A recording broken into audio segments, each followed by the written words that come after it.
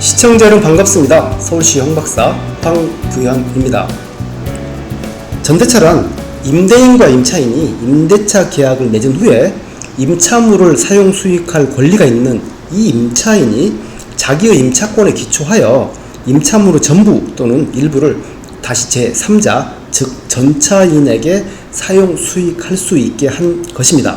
즉 임대인과 임차인이 임대차 계약을 맺은 후 그 임차인이 임대인인 전대인이 되어서 전차인과 전대차 계약을 체결하기 때문에 전대차는 임대차의 존부에 따라 그 운명이 결정되고 임대인과 임차인의 전대차 계약이 없으면 전대차도 존재할 수 없습니다. 임대차 계약을 체결하면 임차인은 본인의 하나의 목적물을 사용 수익할 수 있는 권리가 있기 때문에 임대인의 동의 없이 임차권을 양도하거나 전대차할 수 없습니다. 임차인이 전대인이 되어 전대차 계약을 체결하면 전대인은 전차인을 위해서 임대인의 동의를 받아줄 의무를 지게 됩니다. 임차인이 임대인의 동의 없이 임차물 전부를 전대하게 되면 임대인은 무단 전대를 이유로 임차인과의 계약을 해지할 수 있습니다.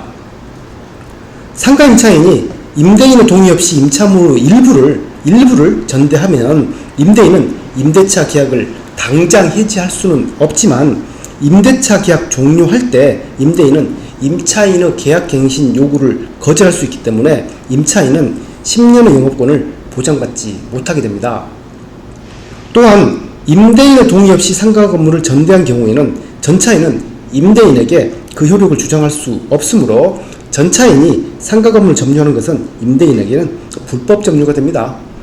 따라서 임대인은 소유권에 기해서 전차인에게 임차 건물의 반환을 청구할 수 있습니다.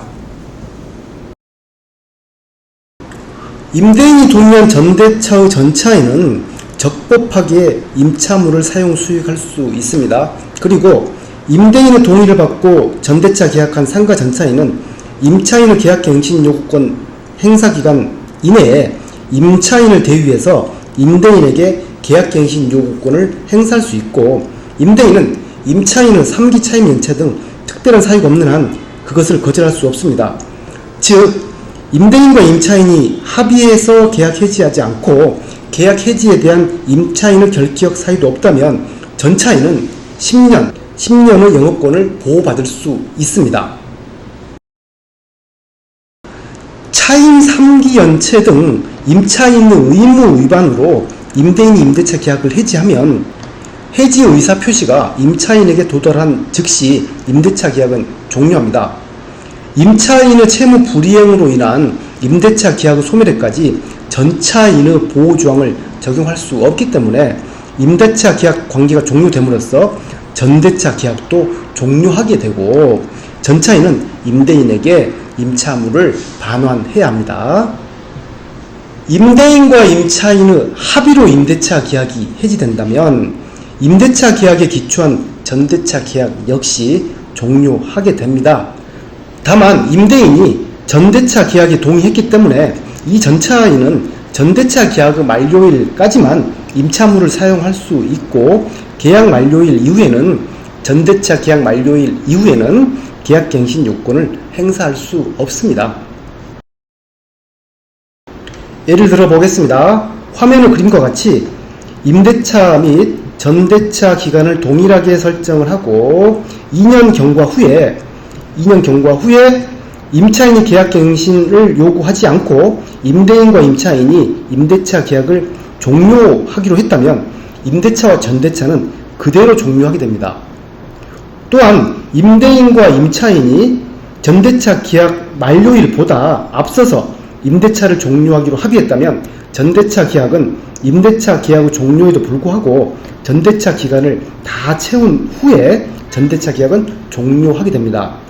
즉, 위 그림에서 임대차와 전대차 기간을 2년으로 계약 체결한 후에 임대인과 임차인이 1년 만에 임대차를 합의 종료하게 된다면 임대차는 1년으로 종료함에도 불구하고 전차인은 2년 기간을 다 채울 수 있습니다.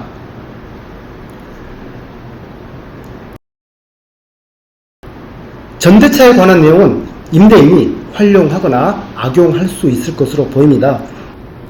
임대인이 10년 이하의 특정 기간에만 임대하고 싶다면 임의의 임차인을 두고 그 임차인과 전차인이 전대차 계약을 체결하도록 하면 되기 때문에요.